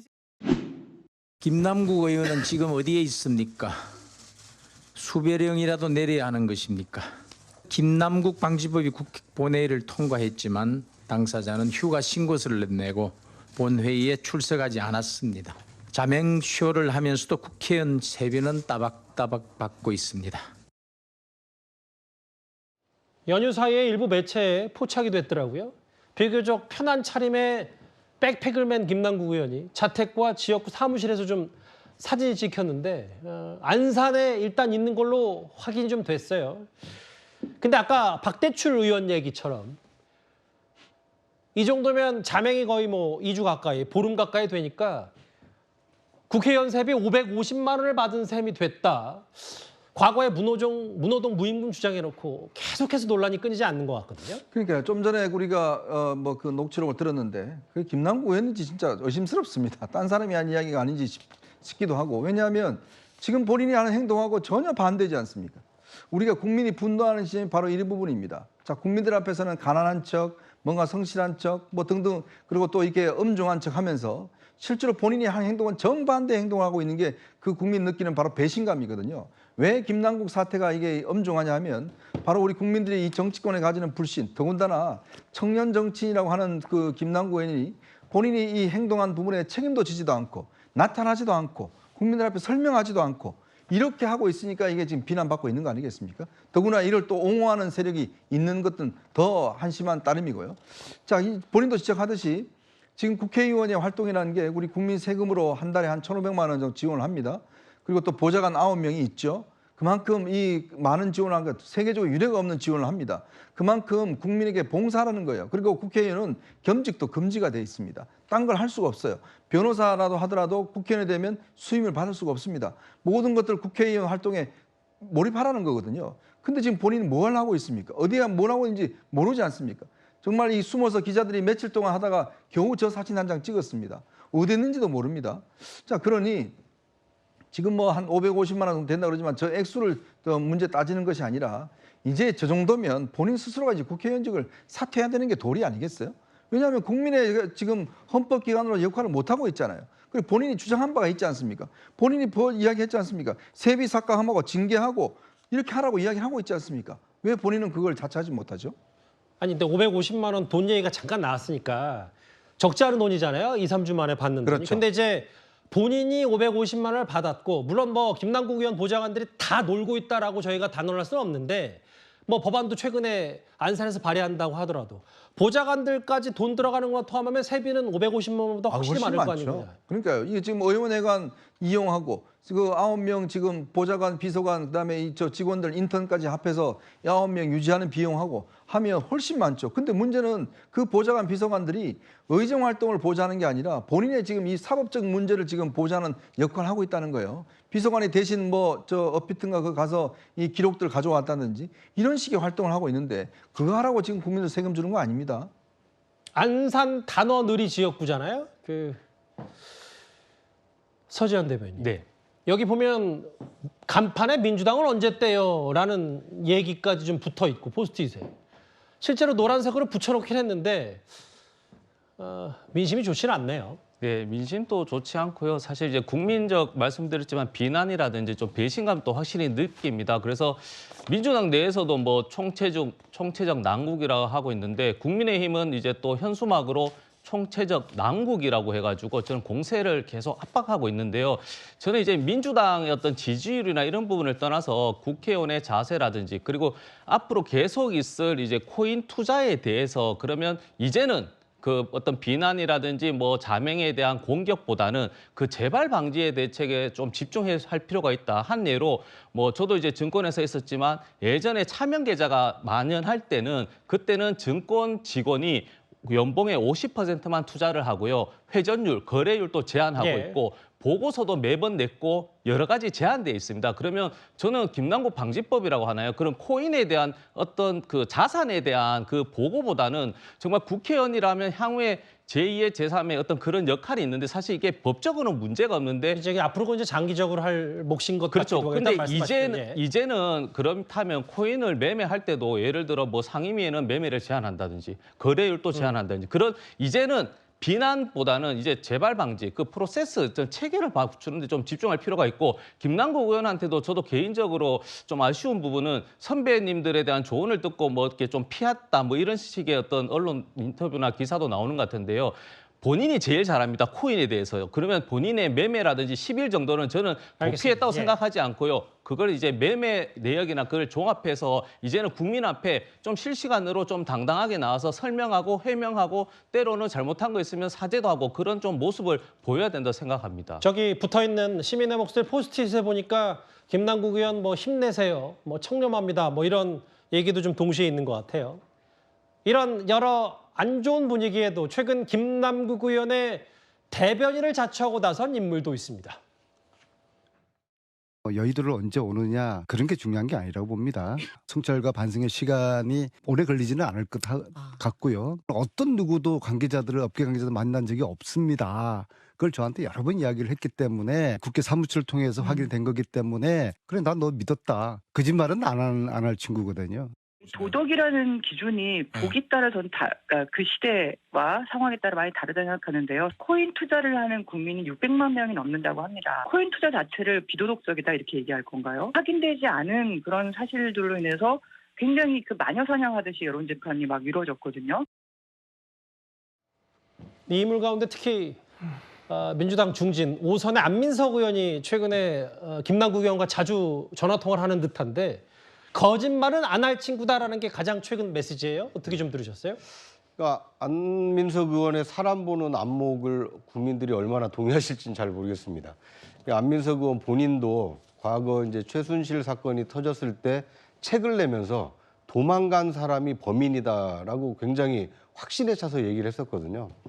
그러니까 지금 김남국 의원은 뭐 사실상의 도피 행각을 지금 국민 앞에 나타나지 않고 있기 때문에 도망간 것과 진배 없는데 안민석 의원, 최서원 씨 했던 똑같은 얘기를 김남국 의원에게도 해야 되는 거 아닙니까? 그런데 오히려 거짓말은 안 할 친구라고 이렇게 옹호를 하시는 모습이 굉장히 좀 생경하게 들리고요. 지금 안민석 의원은 이제 5선 그 중진이고요. 내년 총선을 앞두고 이 경쟁자들이 지금 오산을 뭐 누비고 있다라는 얘기가 있습니다. 굉장히 어떻게 보면 공천에 대해서 굉장히 위기의식을 느낄 만한 상황이다 이런 평가가 많고요. 그런 점 때문에 오히려 이재명 대표와 가까웠던 김남국 의원에 대해서 저렇게 옹호하고 있는 거 아니냐 이런 정치적 해석이 민주당에서 나오고 있고 정치권에서도 그렇게 바라보는 이 시선이 더 많습니다. 거짓말도 안 할 친구다. 거짓말도 안 할 친구다. 근데 이제 사실 거의 김남국 의원의 가상화폐 계좌는 공개된 셈이나 일단 다름없기 때문에 그냥 단순히 쉽게 알 수 있는 소유한 위믹스 80만 개다. 대선 전후에 현금한 건 440만 원뿐이다. 진상조사단 구성 때도 자료 낼 거다. 거래소 시스템상 거래 내역 제공이 안 된다더라. 뭐 이런저런 것만 해도 분명히 거짓 해명 혹은 논란이 될 만한 해명이 충분한데 거짓말 안 할 친구다. 바로 여당에서 반박이 나왔어요. 그러니까 저 얘기가 이제 완벽한 거짓말은 아닌 것 같고요. 뭐 그 일부분 본인이 조금 유리한 부분에 대해서 좀 처음 단계 해명하는 단계에서 조금 해명이 부족했던 것은 사실인 것 같습니다. 저도 김남국 의원의 어떤 이러한 가상화폐 투자라든지 뭐 상임위를 하면서 그 뭐 공무 중에 투자를 했다는 그 자체에 대해서는 뭐 100번, 10,000번 비난받아야 마땅하다고 생각합니다만은 지금 이번 사건과 관련해 가지고 조금 아쉬운 점은 해명을 하는 과정에서 해명이 너무 성급했고 그냥 단기간으로 해서 이제 단시적으로 이렇게 즉흥적으로 대응됐던 것들이 지금에 와서 이런 거짓말 논란으로 불거졌거든요. 저는 그렇다고 한다면 김남국 의원이 저는 아까 뭐 서 대변인께서 얘기해 주신 대로 저는 기본적으로 김남국 의원이 무고하다고 믿습니다. 때문에 저는 잠시만요. 정말 말씀 끊어서 죄송한데 무고하다고 생각하는 여러 증거는 뭡니까 개인적으로? 그러니까 본인이 지금까지 얘기한 대로 위법이 없었다. 저는 김남국 의원의 말을 일단 믿습니다. 그래서 본인이 이제까지 했던 것 중에서 실명거래 했다고 했지 않습니까? 그다음에 거래 내역 본인이 다 받았다고 지금 하지 않았습니까? 저는 그 거래 내역을 모두 다 공개를 했으면 좋겠습니다. 그 로데이터를 공개를 해서 대한민국에 그거 분석할 수 있는 사람 너무나 많지 않습니까? 전문가들. 저는 그렇다고 한다면 본인의 무고함을 자신이 이제는 본인이 돈을 많이 번 거에 대해서 국민들이 다 알았어요. 이제는 가상화폐 투자 너무 잘한다는 것도 알았으니까 본인이 어떤 이런 부분에서 위법이 없었다는 사실은 거래 내역을 공개할 수밖에 없다고 보거든요. 수사기관에 어차피 공개가 될 겁니다. 그렇기 때문에 저는 본인이 이 부분에 대해서 공개를 해서 본인의 무고함을 지금이라도 빨리 밝혔으면 좋겠어요. 위법이 없었다라고 이제 일단 믿고 있고 설주현 변호사 개인적으로 이제 다만 또 검찰이 최근에 구속영장이 아니죠. 그 계좌를 들여다볼 수 있는 계좌 영장도 발부받아서 어느 정도 또 소명이 됐으니까 법원이 발부한 거 아니냐 뭐 이런 얘기도 동시에 있기 때문에 한번 같이 좀 지켜보겠습니다. 그런데 민주당 내에 윤리심판원장도 김남국 의원을 향해서 오늘 이런 말을 했습니다. 직무상 정보를 취득해서 투자를 했다거나 또는 국회의원이 이해충돌 행위를 했다. 그러면은 합당한 아주 무거운 징계 수위가 결정이 돼야 된다고 봅니다. 근본적으로 국회의원 자격이 저는 좀 문제된다고 봅니다. 국회의원들에 대한 어떤 세비 문제랄지 예산을 투입해서 상당히 기대를 가지고 있는데 그래서 근본적으로 져버렸다. 국민들이 용납해서는 안 되겠죠. 국회의원들도 국민의 뜻을 받들어야 되겠죠. 김남국 의원이 내일 국회 윤리위에 직접 출석할지 아닌지는 저도 잘 모르겠는데 다만 민주당 윤리심판원장이 국회의원 자격이 문제된다라는 얘기를 했습니다. 뭐 적절합니까? 아니면 뒤늦었다는 비판도 있는데. 그러니까 뭐 지금 이철환 위원장이 저런 이야기를 하는 것은 이미 뭐 본인 당 사람이 아니잖아요. 그러니까 어떤 뭐 이 일반적인 시각을 이야기를 한 것인데 글쎄요. 과연 이제 어떤 영향이 일지 모르겠습니다. 그런데 문제는 뭐냐면 민주당은 지금 저 이철환 위원장 입장과 서로 다른 입장을 갖고 있다는 거죠. 왜냐? 지금 일단 국회 이 윤리특위에 지금 올려놨습니다. 근데 윤리특위에서 이 80일 정도, 90일 정도 걸리는 그 절차를 거치겠다는 거 아니겠습니까?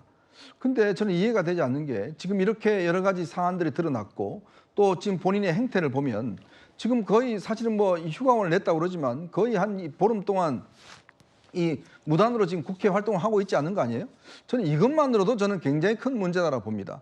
그렇다면 국회가 좀 더 엄중하게 처리를 해야 되는데 아니 예전에 법사위원장 자리에 잠깐 앉은 것 문제로 그 당시에 그 김기현 대표를 갖다가 반합 본회의에 직회부해서 표결까지 한 정당 아닙니까 민주당이?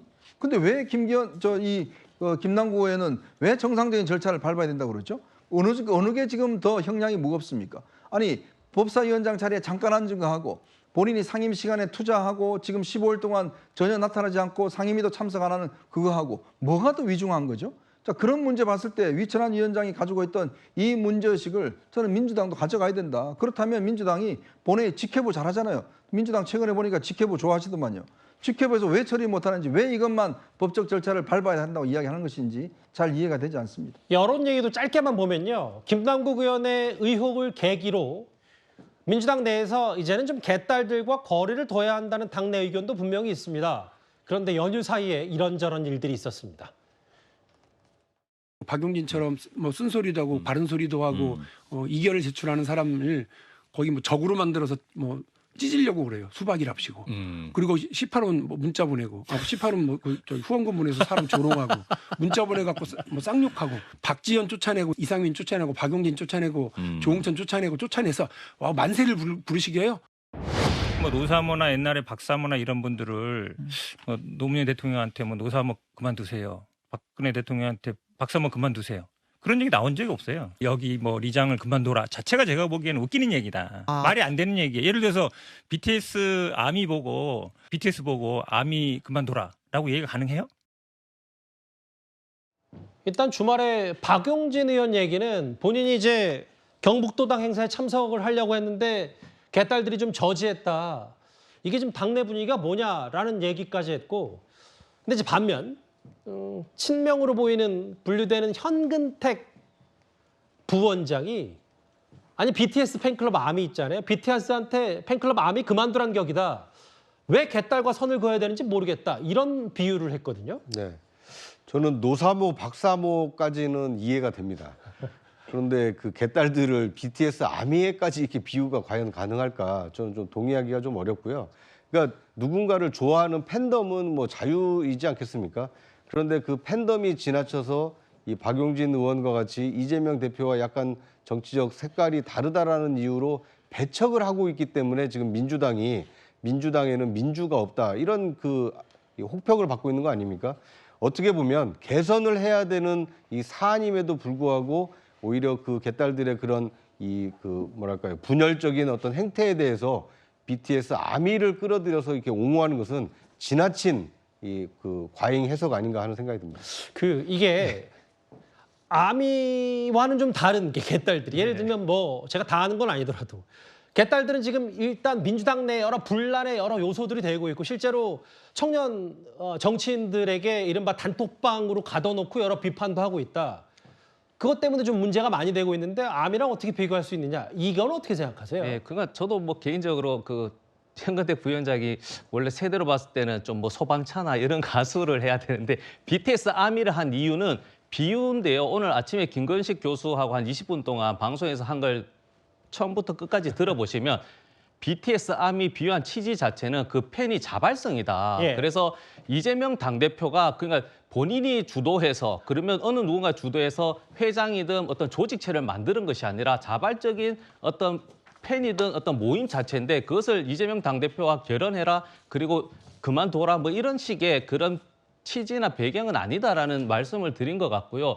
저는 최근에 그 개딸이라고 하는 그런 어떤 실체가 있는 것처럼 포장을 해서 공격하는 것은 저는 온당치 않다. 왜냐하면 지금 개혁의 딸이 아니고 모든 당원들 중에는 욕설하는 분이 분명히 있습니다. 비난을 넘어서. 예. 그런 부분은 사실은 당원으로서 해당 행위가 맞거든요. 그래서 이재명 당대표도 페이스북에 3일 전인가요? 이런 것은 민주당보다는 이제 다 아무리 자기가 좋아하더라도 해서는 안 된다 해서 일부 당원도 제명을 한 부분이 있거든요. 예, 예. 그래서 개혁의 딸과 어떤 욕설을 일치화시키는 건 잘못된 것이지만 어떤 그런 그 본인을 지지한다고 해서 그리고 반대한다고 해서 그것을 욕설을 하고 어떻게 보면 그걸 답을 강요하고 이런 행위는 당연히 잘못된 것이죠. 아미를 건드려서 큰일 날 일을 건드렸네요. 근데 우리가 영웅시대나 아미나 이런 거는 굉장히 선한 영향력을 행사합니다. 그 팬클럽이 가지 보면 이분들 봉사활동도 많이 하시고 남들한테 해코지를 하지 않습니다. 임영웅 씨 팬클럽 말씀하시죠. 그렇죠. 임영웅 씨 영웅시대 같은 경우는 뭐 회원도 많은데 이분들은 정말 자원봉사도 많이 하시고 굉장히 선한 일들을 많이 하세요. 근데 우리 개딸들이 그렇습니까? 이 정치 환경을 완전히 황폐화시키고 있잖아요. 어떻게 그가 비교가 될 수가 있겠습니까? 알겠습니다. 이 얘기는 여기까지입니다. 뭐 팬클럽 얘기까지 나왔네요. 다음 주제는 민주당의 또 다른 악재 바로 가보겠습니다.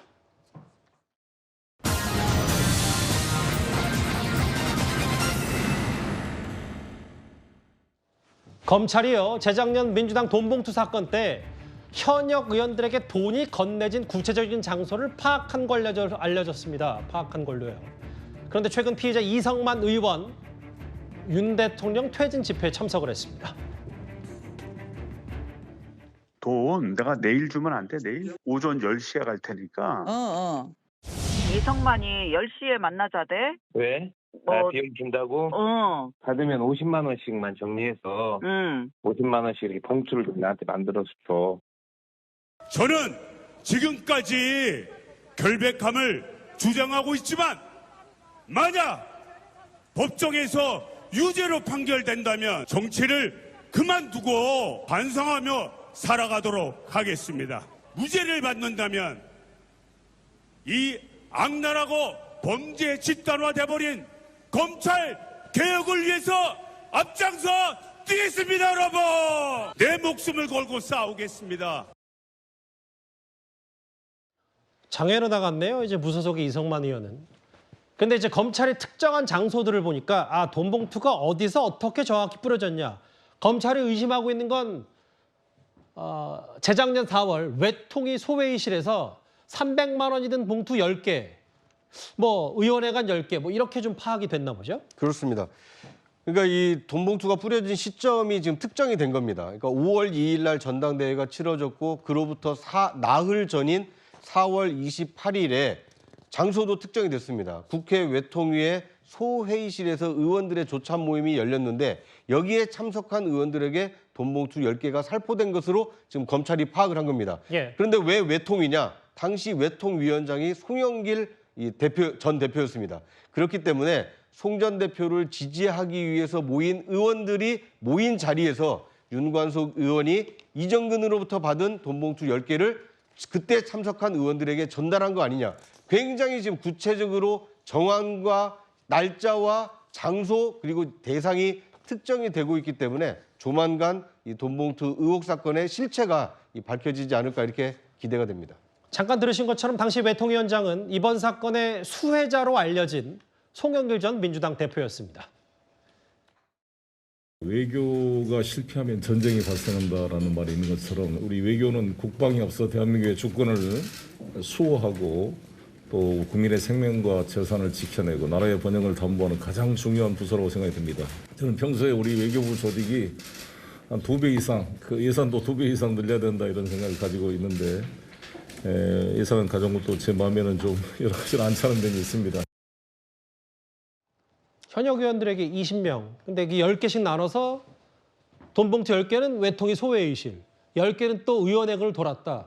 28일부터 20일까지의 이 일련의 과정들이 검찰이 구체적으로 파악하고 있기 때문에 글쎄요, 이 정도면 당사자들이 부인하기 쉽지 않지 않냐, 어떻게 보세요? 네, 부인하기 쉽지 않은데 저도 좀 이게 시기가 사실 조금 의문이 가는 게 사실입니다. 왜냐하면 검찰이 혹시 끼워 맞추기 하는 건 아닐까. 왜냐하면 4월 28일, 29일 날 국회의원들에게 매표 행위를 위해서 돈을 전달했다고 하는데요. 사실 4월 28일, 29일이 온라인 투표 기간입니다. 제가 만약에 매표 행위를 하려고 했다면은 최소한 4월 20일부터 지역별로 순회가 있었거든요. 예. 그러면 최소한 4월 20일 전에 드려야지 돈을 주고 매표 행위를 할 수 있게 국회의원들에게 지시를 하지 않습니까? 그러니까 저도 잘 모르겠는데 돈이 그때까지 융통이 잘 안 된 건 아닌지 모르겠어요. 뭐 그냥 그런 사항이 있었으면은 4월 28일, 29일은 매표 행위보다는 뭐 예를 들어 경협이라든지 아니면 본인이 다른 용처에 대한 시기가 저는 5월 2일 날 해서 검찰이 행여 이제 4월 28일, 29일 날 돈을 주고 5월 2일 날 전당대회 하니까 그 시기가 맞지 않냐고 하는데 실질적으로 온라인 투표는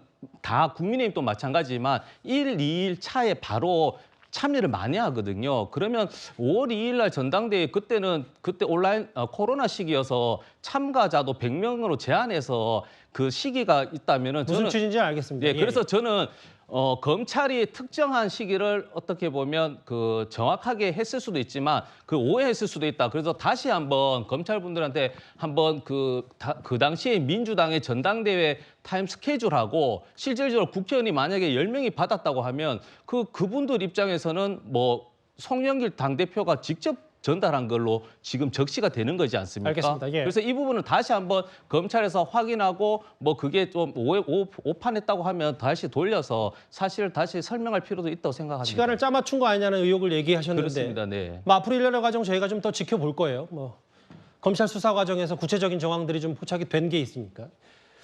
이현정 의원님, 네. 이 얘기만 짧게 하고 이번 주제 마무리할 텐데 최근에 송영길 전 대표가 뭐 검찰이 수사권이 있으면 나에게도 방어권이 있다. 뭐 여러 가지 얘기를 하면서 SNS에 여론전을 했는데 날 수사라면 윤 대통령이 태영호 의원 녹취록의 최종 수혜자니까 이것도 조사해라라고 했어요. 글쎄 뭐 본인을 지금 윤 대통령과 뭐 동급에 놓고 일단 뭐 수사를 그렇게 하라고 지금 하고 있는 것 같은데 뭐 그 수사는 뭐 그 수사대로 하는 것이고 본인은 본인대로 지금 수사를 받아야 되는 거 아니겠습니까? 근데 보면 그동안 본인의 쓰던 휴대전화라든지 이런 걸 다 지금 프랑스에서 없앴다 그러고 지금 뭐 검찰에 제출한 것도 사실상 아무 내용이 없는 휴대전화를 제출했고요. 그런 걸로 보면 아마 이제 송영길 전 대표에 대한 소환이 얼마 남지 않은 것 같습니다. 본인은 이 사건 관련해서 충분히 소명하면 될 것 같습니다. 나를 수사하겠다면 윤 대통령도 수사해라. 연일 SNS를 통해서 정치 탄압, 기획수사다라고 목소리를 높이고 있는데 재작년 4월 외통위 소회의실에서 돈 봉투가 오고 간 걸 검찰이 특정한 것 같습니다. 이번 주제까지 마무리하겠습니다. 이번 연휴 기간 동안 유독 강력 사건이 많았는데요. 지금부터는 저희가 이수정 교수와 함께 하겠습니다.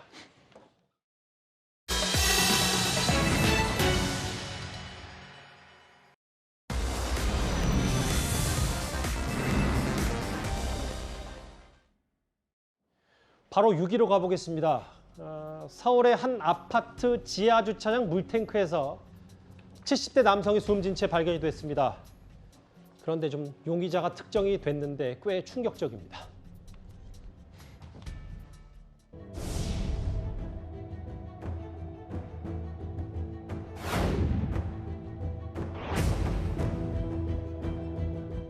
용의자 특정이 됐는데 30대 아들이었습니다. 모든 과정이 CCTV에 포착이 됐다. 이거 유력하겠죠? 뭐 다 남아있는 증거들로 인해 가지고 지금 이 사람 이외에 이런 동선을 따라서 움직인 사람이 없다 보니까 지금 이 사람으로 특정을 했던 것 같고요. 지금 뭐 CCTV뿐만 아니라 혈흔이 곳곳에 이제 남아 있는데 지금 시신을 유기한 지하 2층의 기계실 물탱크에서부터 혈흔을 따라서 올라가 보니까 결국에는 5층 그 자택까지 지금 올라가게 됐다라는 거고요.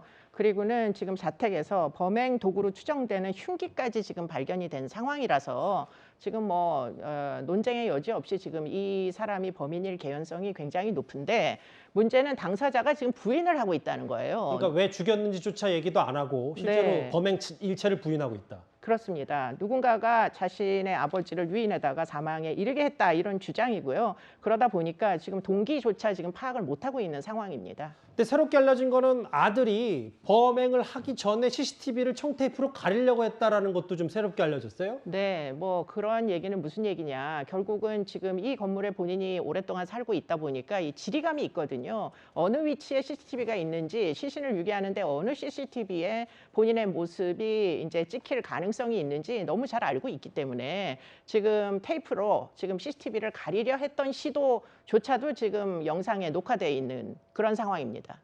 물탱크, 그리고 아버지도 살해했다. 만약에 맞다면. 그리고 청테이프로 가렸다는 하나하나 다 충격적인데 이게 지금 이수정 교수님. 네. 언제까지 혐의를 이게 어떤 심리 상태? 왜냐하면 제가 아까 말씀드렸던 것처럼 네. 이게 다시 정리하자면 블랙박스에 찍혔어요. CCTV를 본인이 가렸으니까. 네. 그리고 물탱크에 시신을 넣고 그것도 심지어 아버지를 살해한 거에 대해서 전면적으로 혐의를 부인한다는 걸 저희가 그냥 일반인이 어떻게 받아들여야 돼요?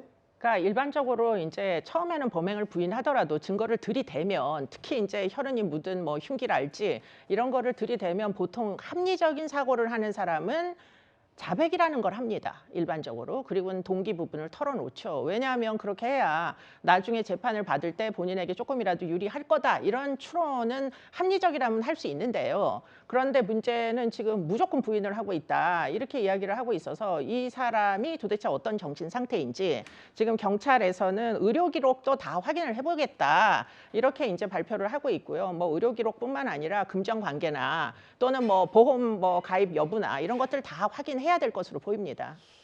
CCTV를 저렇게 청테이프로 가리려는 시도를 했는데 차량 블랙박스에서 시신을 옮기는 장면이 포착됐다. 하나하나 말을 할 때마다 너무 충격적이어서요. 이거 수사 제대로 해야 될 것 같습니다. 그럼 지금까지 들은 여러분들의 목소리를 일단 먼저 만나볼까요? 첫 번째 댓글입니다. 조국 남국 파국이다. 조 전 장관 얘기 김남국 의원 의혹을 좀 뭉뚱그려서 말씀하신 것 같은데요. 예. 조국의 말에 의하면 음주운전한 사람의 피의자가 없으니까 없다고 주장하는 것과 같다. 뭐 이 얘기를 하셨어요. 반려견을 대하는 태도에서 나라의 리더로서의 자질을 엿볼 수 있다. 이런 의견도 주셨고요. 다음 거 볼까요? 아무리 생각하면 동물 가지고 쌈박질하는 정치권이 안타깝다. 뭐 이런 얘기도 하셨습니다. 마지막 보겠습니다. 정치가 팬덤인가요? 어떻게 BTS 아미랑 비교하냐? 뭐 이 얘기를 하신 것 같은데요. 휴일임에도 많은 분들이 댓글을 달아주셨습니다. 모두 감사드립니다. 다음 주에 또 하나의 충격적인 사건, 사고로 가보겠습니다.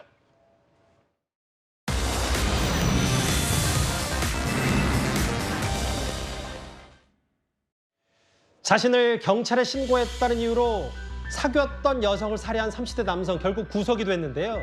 공분이 식지 않고 있습니다.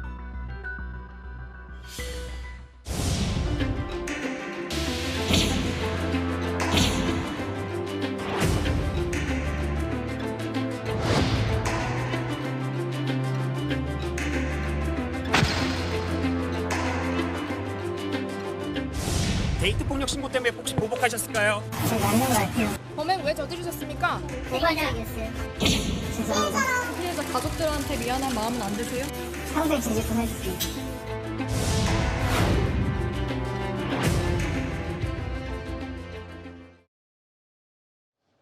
이거 봐도 좀 앞서 물탱크 살인 사건 앞으로 좀 더 밝혀져야 되겠지만 그것 못지않게 더 충격적인 사건이어서 일련의 시간을 한번 되짚어 보긴 봐야 될 것 같아서 근데 딱 봤을 때 경찰에서 나오자마자 10분 만에 교제했던 여자친구를 과거에 살해했다. 이거 어떻게 처음에 보셨어요?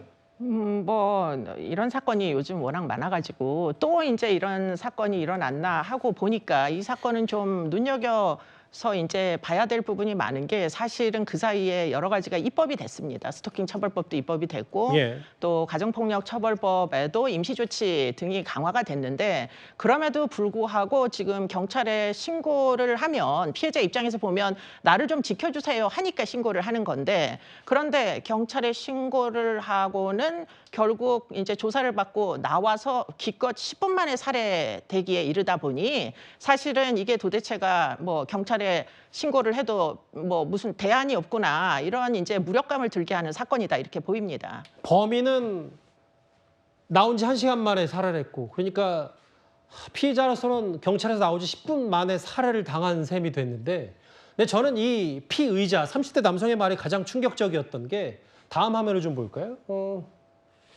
우발적인 범행이었다고 얘기를 하면서도 가면서 목격자들이 있었을 거 아니에요? 네. 병원에 가려고 차에 태우고 있다. 내가 차로 태워서 병원을 가는 게 빠르다. 동거하는 사람이 임신 중이다. 이걸 강조한 것 같더라고요. 네, 왜냐하면 지금 피자국이 여기저기 있었기 때문에 뭔가 이제 해명을 해야 되는 상황이었고 아마 지금 굉장히 그 목격하신 분이 용감하게 질문을 한 걸로 보입니다. 이 가해자한테. 그래서 어찌된 경위냐 이렇게 얘기를 했더니 지금 피의자, 가해자가 병원에 가려고 한다. 그런데 임신 중이다 이렇게 얘기를 했대요. 그러니까 결국은 신고하신 분은 임신 중에는 하혈을 할 수 있기 때문에 그래서 병원에 가려나 보다 이렇게 생각을 하면서 결국은 112나 119에다 신고를 하지 못하신 이제 문제가 발생을 했던 거죠. 문제는 그 두 분이 이제 목격을 했는데 그 두 분이 신고를 안 하신 부분이 지금 논쟁이 되는 이유는 사실은 이 피해자가 납치가 된 다음에 그 차량에 실려진 다음에 거의 1시간 반 동안 생존해 있었다는 겁니다. 그렇기 때문에 만약에 신고가 좀 더 일찍 이루어지고 그래서 이 피의자의 차량을 좀 더 일찍 추적을 했더라면 피해자가 지금 틀림없이 목숨을 구할 수 있는 타이밍이 있었을 텐데 하는 아쉬움 때문에 지금 이 문제가 이제 언급이 되는 거죠. 이 뻔뻔한 거짓말 듣고 가장 먼저 무슨 생각이 드셨어요? 그러니까 이 사람은 계획살인이다 이렇게 볼 수밖에 없습니다. 만약에 정말 우발적이었으면 그래서 정말 다툼 끝에 뭐 어쩔 수 없이 칼로 찌르게 됐다면 그러면 이제 아마도 그 흉기를 썼다면 그렇죠. 그러면 그 목격자에게 119에 전화해 주세요. 하고서는 도움을 요청했겠죠. 근데 지금 전혀 우발적인 동기가 아니라 사전에 미리 칼을 준비해서 흉기를 준비해서 여자가 귀가할 때까지 기다렸다가 지금 살해하기에 이른 거라서 결국에는 이건 아주 치밀한 계획살인이다 이렇게 볼 수밖에 없겠습니다. 예. 동거하는 사람이 임신 중이어서 빨리 가야 된다. 이런 정황까지 다 얘기할 정도로 교수님 모셨으니까 이수영 교수 나와셨으니까 실제로 좀 구체적인 궁극적인 얘기를 좀 해볼게요. 입법이 못 따라갔다고 했잖아요, 현장을. 네. 근데 여기가 피해자에게 스마트워치 지급 등 보호 조치를 안내했지만 피해자가 그걸 원치 않았다. 이 얘기가 나오는데 경찰이 어느 선까지 어떻게 해야 되는지에 대해서 여러 얘기들이 좀 있거든요. 개인적으로 어떻게 생각하십니까? 근데 지금 이렇게 경찰분이 이야기하시는 건 굉장히 피해자 유가족 입장에서는 정말 그 한탄할 일입니다. 사실은 이 여성의 도움 요청이 이게 한 번이 첫 번째가 아니었고요. 그 전에도 지금 21일 날 이미 이제 한 1년 동안 동거 관계였다가 사실은 이제 이별을 고하고 이 남자가 이 집에서 어떻게 보면은 쫓겨나다시피 합니다.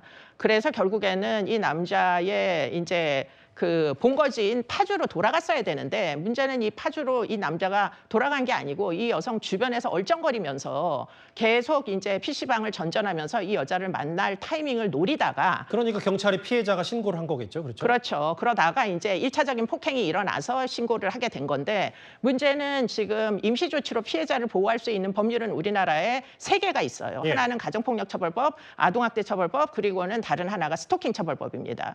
그러면 만약에 경찰이 초기에 지금 폭력으로 신고해서 입건이 그러니까 뭐 어쨌든 이미 동행을 했다니까 이 사건의 내용을 좀 더 치밀하게 피해자 조사를 해서 피해자의 입장을 충분히 좀 반영을 했더라면 그렇다면 아마 피해자 보호 명령이 있는 스토킹 범죄로 취급을 하든지 아니면 동거가 1년 정도 있었으니까 뭐 물론 그 혼인 신고는 되어 있지 않았지만 사실혼으로도 충분히 가정폭력 처벌법을 적용할 수 있거든요. 무슨 말씀인지 알겠습니다. 그러면 접근 금지 명령부터 심지어는 스토킹 처벌법에 보면 잠정 조치가 있어가지고 가해자를 유치장에 유치시킬 수도 있었어요. 그런데 문제는 그런 모든 것들을 데이트 폭력이다. 이렇게 여기는 순간에 이 법률들의 적용은 사실은 대상이 아니죠. 왜냐하면 스토킹 사건이라고 정의를 해야 스토킹 처벌법이, 가정폭력 사건이라고 정의를 해야 가정폭력 처벌법이 적용되는데 지금 그냥 데이트 폭력이다, 그냥 남녀 간에 툭닥거리는 싸움 정도다라고 인식하는 순간에 심지어는 위험성 평가표를 제가 다 확인을 해봤어요. 아하. 그런데 위험성 평가가 낮게 나왔다는 경찰의 주장인데 문제는 사실은 이제 어떻게 이 사건을 규명하느냐에 따라 가지고 지금 이 위험성 평가 지표의 문항들은 평가의 점수를 부여하는 방식이 달라질 수밖에 없게 되어 있습니다. 그렇기 때문에 처음에 저 28개 문항이 있는데요. 28개 문항을 채점하기 전에 이 사건의 정의부터 먼저 정확히 해야 되는 거였어요. 그리고는 피해자를 분리시켜 가지고 피해자에 대한 입장을 먼저 들어봤어야 되는 거예요. 그런데 그게 아니라 지금 피해자의 주장에 상당 부분 무게가 실려가지고 그렇고 그런 그냥 데이트 폭력이다라고 인식하고 심지어는 가해자를 먼저 풀어주고 그래서 결국은 피해자가 올 때까지 집 앞에서 기다리게 만들고 뭐 경찰이 그런 의도가 있었던 건 아니겠지만 파주로 안 돌아갔단 말이에요. 그러면 파주로 돌아가는 걸 확인이라도 했었으면은 그러면 1시간 후에 이런 사건이 벌어지지 않게 할 수 있었을 텐데 하는 아쉬움이 있는 거죠. 그 이수영 교수가 나오셨으니까 일단은 여기서 정리하고 다음 주제 물어볼 것도 질문할 것도 있거든요. 다음 주제 바로 가보겠습니다.